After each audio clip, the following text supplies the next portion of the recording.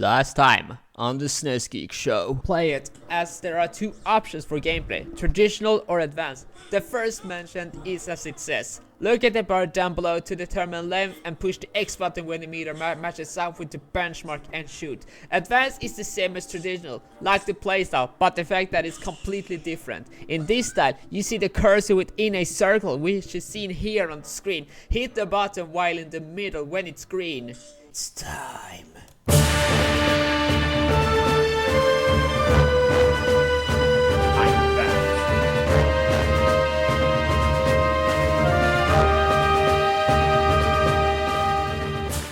And now what you're about to see is one of the plainest menu you will ever see in your entire life. Two of them related to core gameplay, arcade and versus. There are 8 different characters to choose from, each and every one of them with very basic information like their year of birth and their hobby.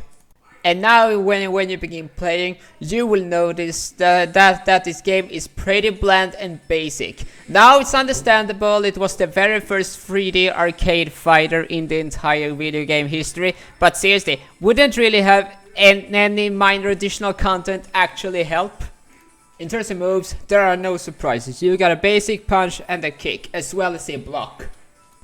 But despite it sounding like a criticism, it's honestly not as terrible as it may seem. You can actually combine the different moves in order to make your definitive fighting style. Now, the manual boasts something which I honestly cannot really understand. There are apparently 700 different moves. How do you exactly have 700,000? After my time playing, I've only been able to accumulate at maximum like 5.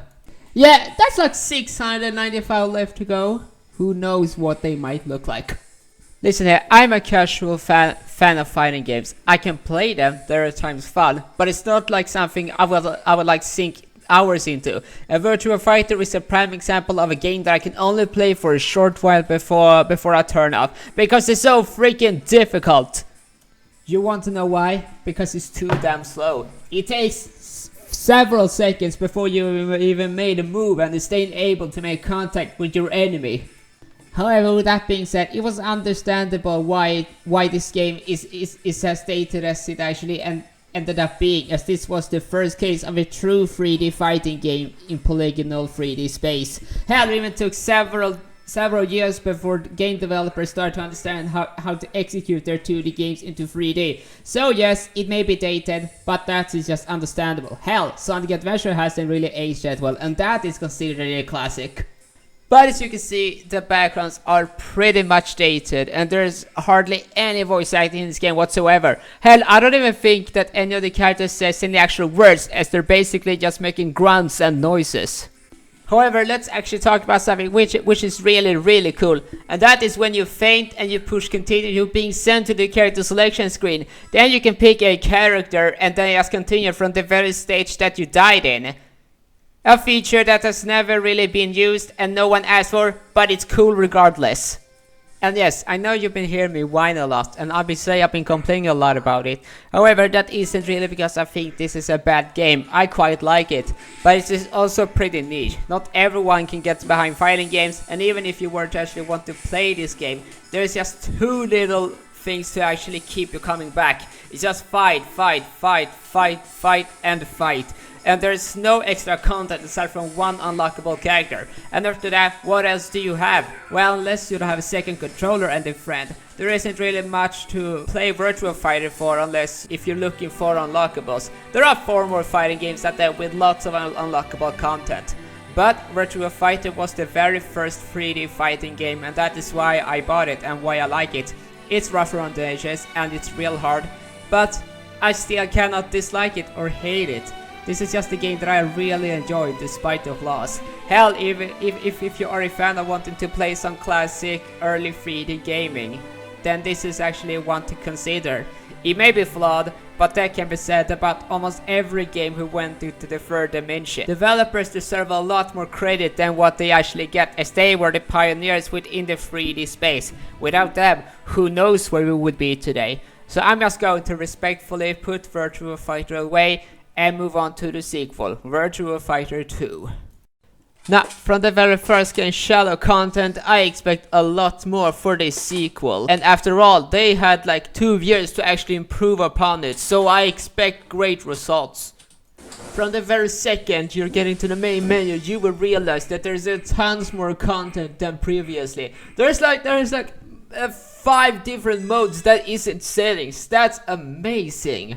From the very moment you get into the character selection screen, you will see an immediate improvement on the presentation. The background is moved for each and every character, and there's even 2 new characters which have been added to the roster, Shawnee D and Leon Raphael. There's also a huge difference in speed. Where the previous games was kind of slow, but ambitious for its time, this game amps up the speed with like half. You can now move real fast while dodging.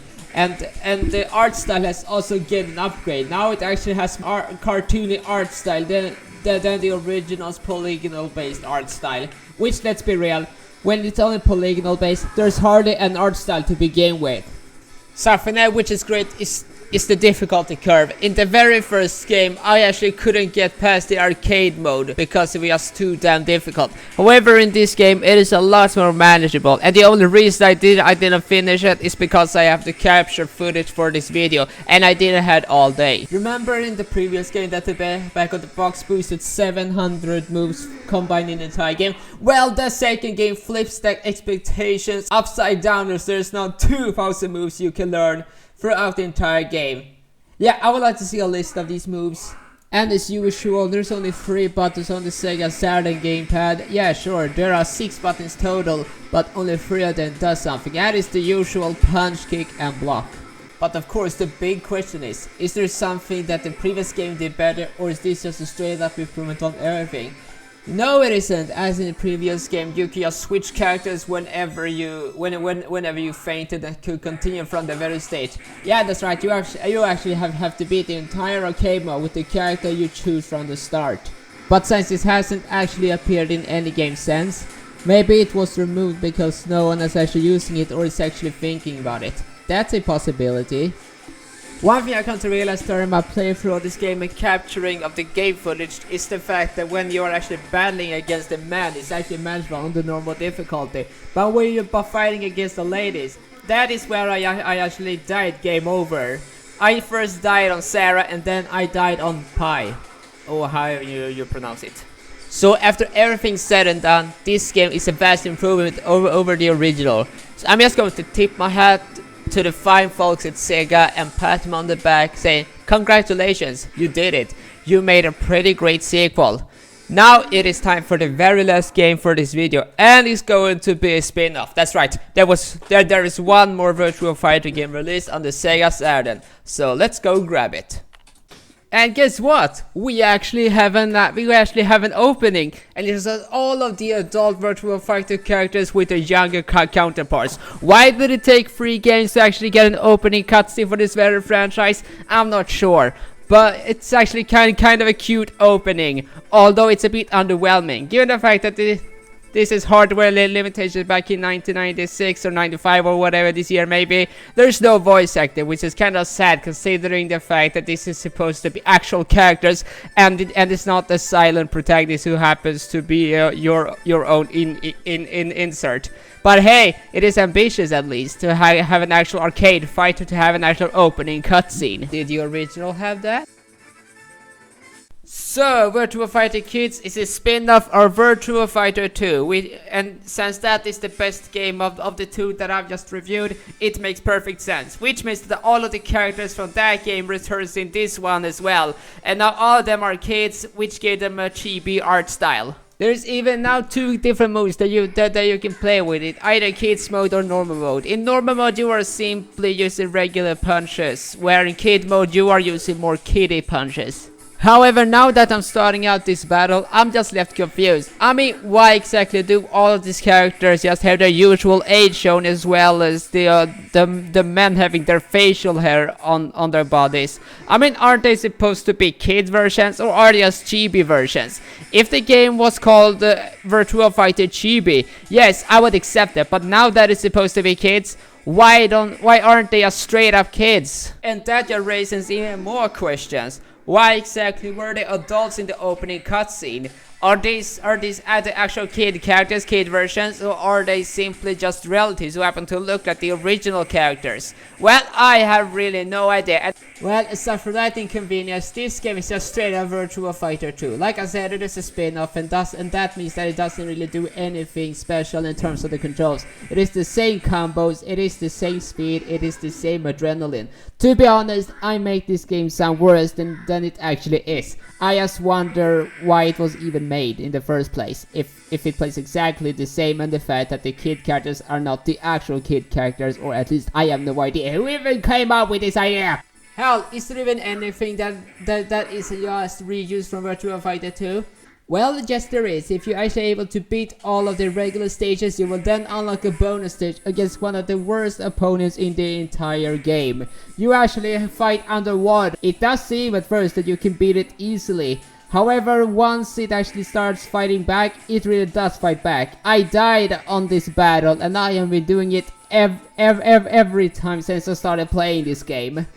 And after you have a battle against this last opponent on the bonus stage, you are then treated to a cutscene which shows all of the battles you had in a sort of weird 3D space. Although it is never really shown if you actually shows that you beat this opponent with this exact move. I wonder if it's just a pre-rendered cutscene and the fact that it doesn't really capture anything in real time. But yeah, next to the first two Virtua Fighter games, this one just ended up being forgotten. And there was actually a question asked at the time of its release. While critics seemed to enjoy this game a lot, it was still questioning if it was actually worth to pay full price for a spin-off, which in terms of fight style doesn't really do anything else. But hey, that was synonymous with the Sega Saturn, that is, if you actually wanted to pay full price for a game, we should all play for a few minutes, and then perhaps just put down and never play again. After all, it is a lot cheaper to actually go to the arcade and slot some coins into the machine and then play it there. So yeah, that was a look into the first three fighting games for the Sega Saturn. Overall, while it doesn't really have that much to go for these days, they are still great games and a pioneer for the video game industry, what it actually would do to fighting games in the future. Although much like GoldenEye, it has stated, and I wouldn't necessarily recommend to play them these days, especially if you don't have a Sega Saturn yourself. Although they are decently cheap if you actually want to pick up and play them. So yeah, that was everything that I had to give you in this episode. So I will see you next time when we take a look at another game. Bye!